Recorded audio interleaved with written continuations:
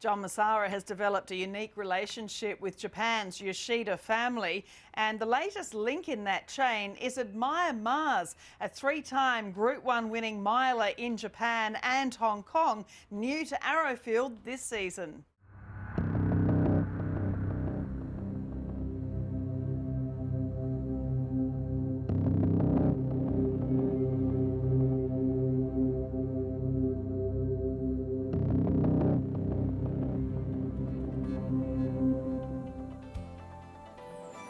Admire Mars wins the NHK Mile Cup. Well, Paul, it's been a great start to the spring with your stallions going great guns. Snitzel, not a single doubt. Shalar with the European Group 1 winner, and Morris with the winners continuing to rise. It's an exciting time of year, early spring, isn't it? Oh, it's the best time of year. It's all action up on the farm. We've got foals being born, obviously mares being bred, and we're getting to see a lot of these three-year-olds for the first time by our new stallions come out, which is really exciting. And this year, of course, you've added another Japanese star, the three-time Group 1 winner, Admire Mars, to the roster. It continues your great relationship with the Yoshida family.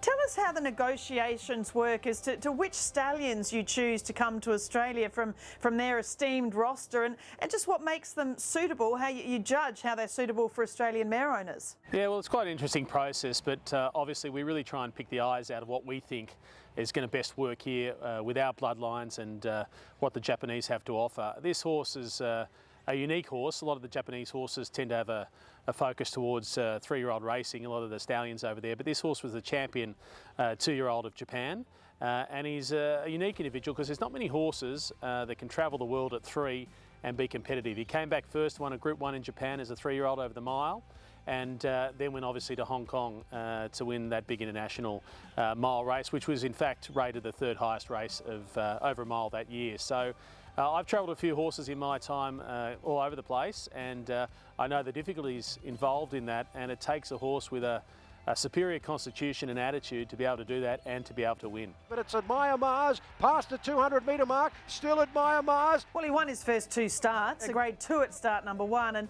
the second start was the Grade 1, the Futurity Stakes over the mile, and he absolutely cruised to the line. The jockey was just perched kind of right over his wither. It was such an easy win. No, he's a superior athlete, this horse, and when you go back and look at all of his races, you'll see the way in which he does them. It's the type of horse you go back and get very excited about watching his races again and again.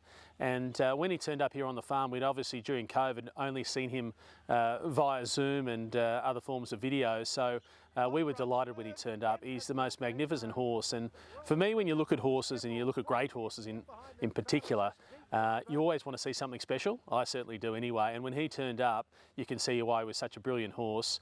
He's super athletic, he's got a lovely deep girth on him, great depth of hip, and he's got everything Australian breeders are going to be looking for, and he's got that electricity of speed, just the way that he gets around. He's a super athletic individual. They're storming down the outside. It's Admire Mars. And the other thing that's really admirable is that will to win. I mean, the second Group 1, the NHK Mile Cup, there was a wall of horses all coming, and he broke away. He was kind of challenged on the inside and the outside, but I think that's a sign of a super horse. He really knows or knew where the line was. Yeah, he has that toughness and resilience in his racing to really put them to the sword and just keep the pressure on and keep coming. And you know, that's a quality that we look for in horses, and particularly stallions that come and stand at Arrowfield. We want to see one of those or two of those superior performances that really make them stand out as Group 1 performers, and he certainly ticks all those boxes for us. Beauty Generation tiring. Admire Mars and Waikuku have gone to him. And that Hong Kong mile, when he won that, I mean, we know how these Hong Kong Group 1s, they bring together the best in the world. He beat Waikuku, Beauty Generation, and just the acceleration. Again, this is the thing you really want to see in a stallion. You know, he really accelerated. Again, you could see that desire to win. We all know the quality of those races in Hong Kong, a lot of Australian horses over there, so we get a good gauge on the strength of those races. And to come over as a three-year-old, I just got to reiterate the fact he was only 3 when he travelled to Hong Kong and beat all those older horses. You're talking about Beauty Generation when he was at his best, and some of the best Hong Kong has to offer. So he beat them all fair and square and did it in impressive fashion. He's by Daiwa Major, a son of the mighty Sunday Silence. The Damsire Northern Taste is by Northern Dancer. So you've got 2 of the greats of global breeding up really close in the pedigree.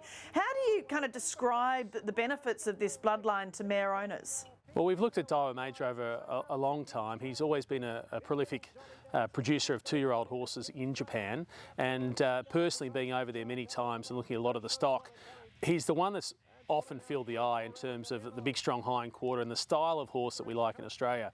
He's probably not as typical of the Sunday Silence line as some of his other sons, and he's certainly thrown a lot of himself into Admire Mars.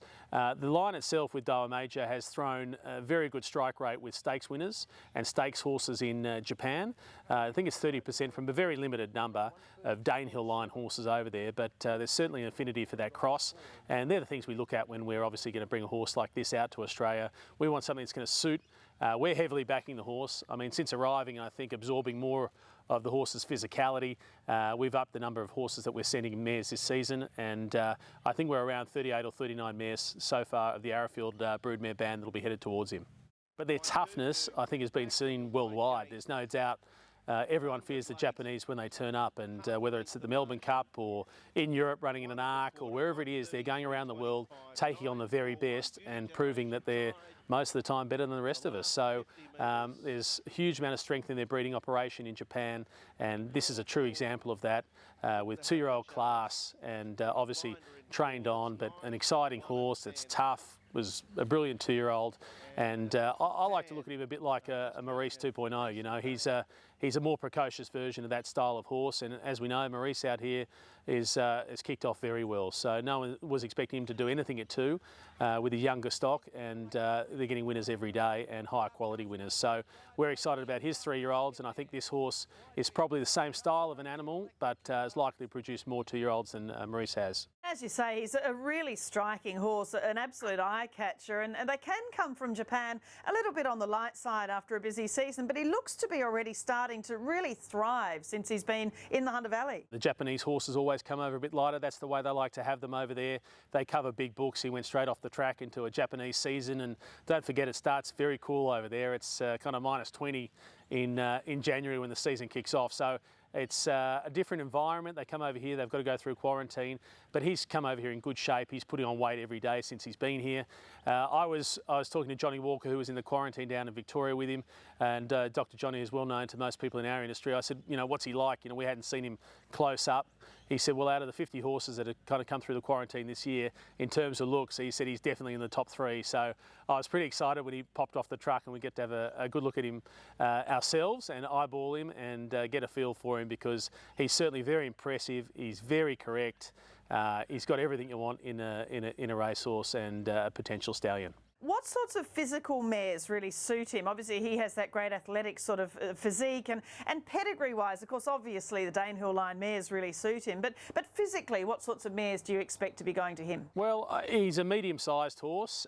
He's not too big in any direction, and he's not too small. So he's a fortunate size that when you get those nice medium-sized stallions, you're able to breed them extensively. You know, there's not a lot of horses he's not going to suit. Obviously, when his foals come out next year, we'll know a lot more about the progeny and what they look like. But at this stage, you know, if you said you had a big mare, could you go to him? Yes. If you had a small mare, could you go to him? Absolutely. So he's very athletic. I think he'll put a lot of that athleticism into his offspring. And if they come out looking like him, I think there'll be very exciting prospects at the sales. We've got to believe in the horse in order to stand them in Australia, and in order to believe in them, we're going to send our mares to back up, you know, what we think. So we're sending him a big number of mares, and we think he's going to suit a lot of our horses.